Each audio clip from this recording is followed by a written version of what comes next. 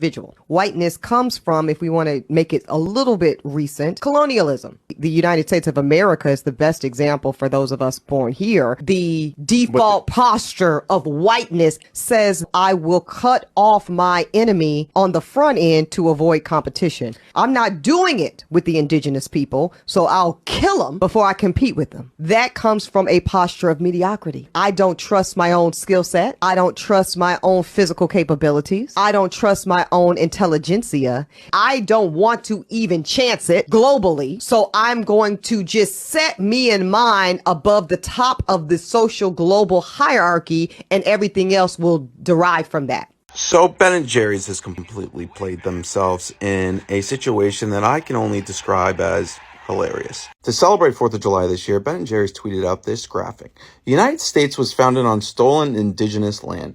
This 4th of July, let's commit to returning it. And then this is stolen land. They also put this up on their Instagram. This caused quite the stir, calling for people to boycott Ben & Jerry's. The tweet had 33 million views. The Instagram had 8,000 comments. But here's where the story gets funny. Behind me is a map where the Abenaki tribe's territory was. As you can see, the Abenaki traditional territory was where modern-day Maine is now, New Hampshire, Vermont, even into New York and Canada. And you guys won't believe this, but Ben & Jerry's headquarters are located in Vermont on what they describe as stolen land. And now, the Native American tribe that originally controlled the land in Vermont that Ben & Jerry's headquarters is located on wants land returned to them after the company publicly called for stolen lands to be returned. And Don Stevens, who is a chief of one of the 4 descendants from the Abenaki, has told Newsweek that he is always interested in reclaiming the stewardship of our lands.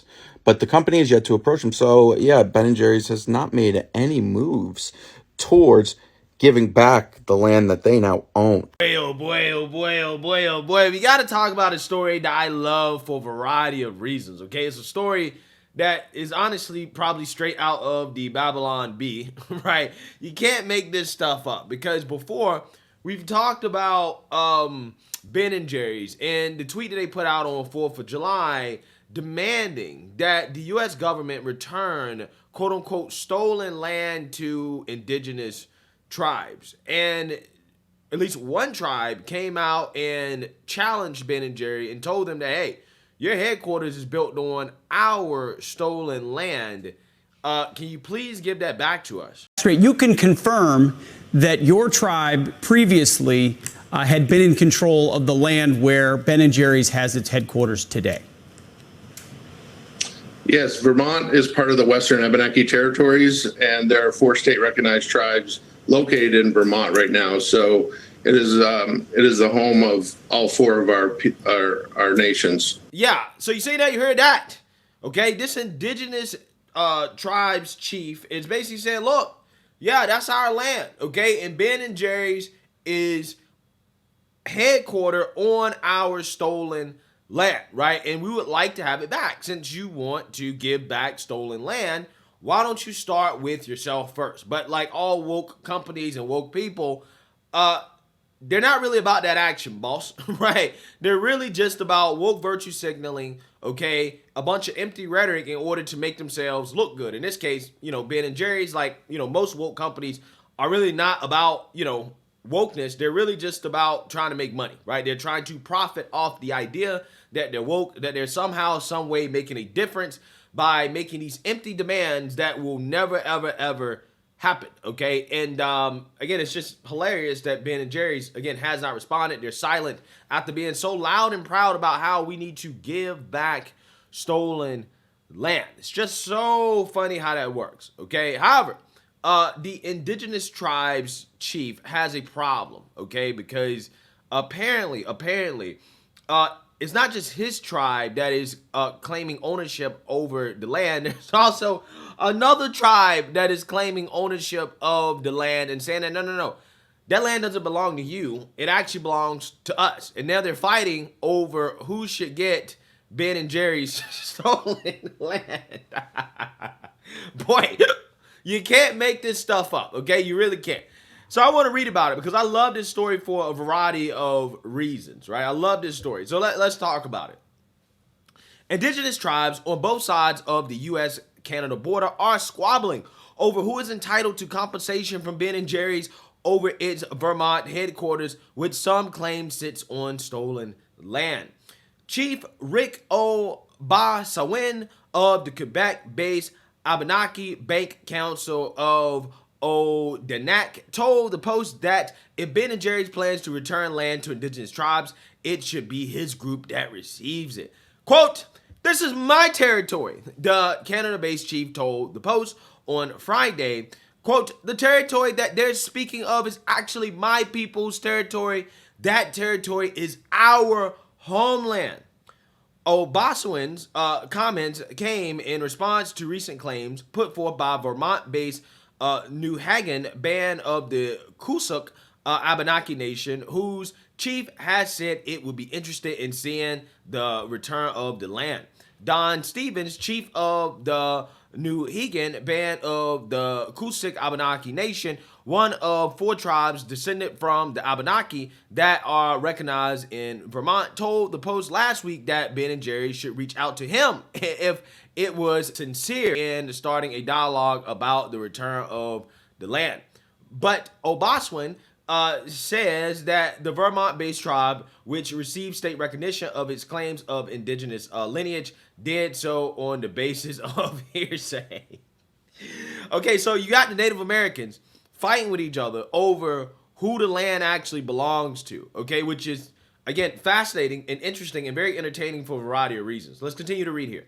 Quote, "They can prove no link to the Abenaki Nation," the chief told the Post. Quote, "The Abenaki people left the state of Vermont and New Hampshire some 3 centuries ago and moved to Canada." Right? So he's basically saying these aren't real natives, right? You ain't really the real natives, right? You ain't the real Indians. Right? The land don't actually belong to you.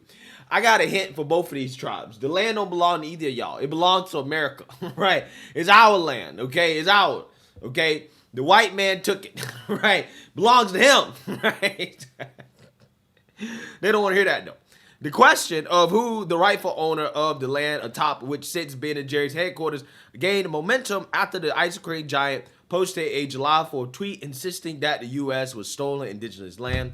The tweet, which sparked widespread outrage, also prompted the Canadian tribe to publicly declare that it was the rightful owner of the land where Ben & Jerry's has placed its headquarters. Quote, "The Wabanaki," another spelling for Abenaki, a nation agrees that, quote, "there should be compensation for the land," the Canadian tribe said in a statement following a council meeting on Monday. Quote, "However, it is important to remember that Abenaki and Wolenak are the only 2 officially recognized Abenaki communities," the Canadian tribe added. "It is therefore essential that compensation is not distributed among self-proclaimed Abenaki groups." Earlier this year, O'Basawin invited Vermont-based tribes claiming the same lineage to meet for talks, continuing to assert that they hadn't shared the genealogical and historical evidence showing they are Abenaki.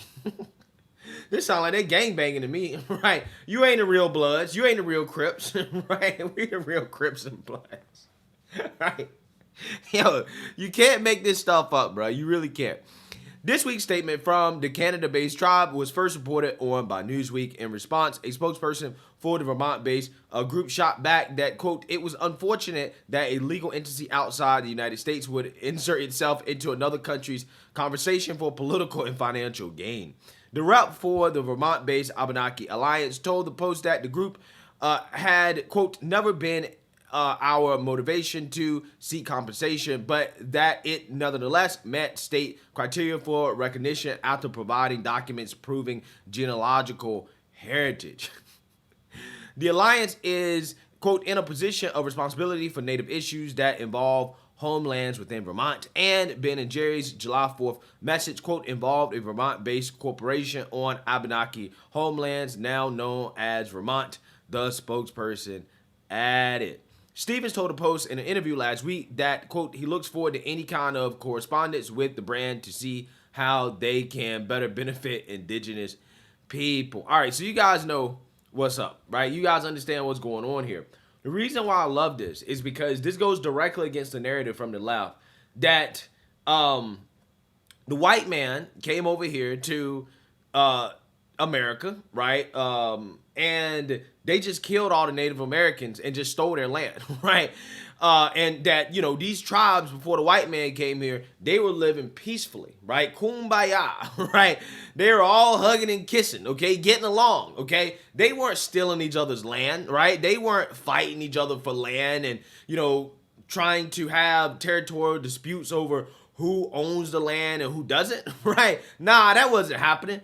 The white man came over here and made everything terrible, okay? They came over here and it was nothing but bloodshed and wars, okay?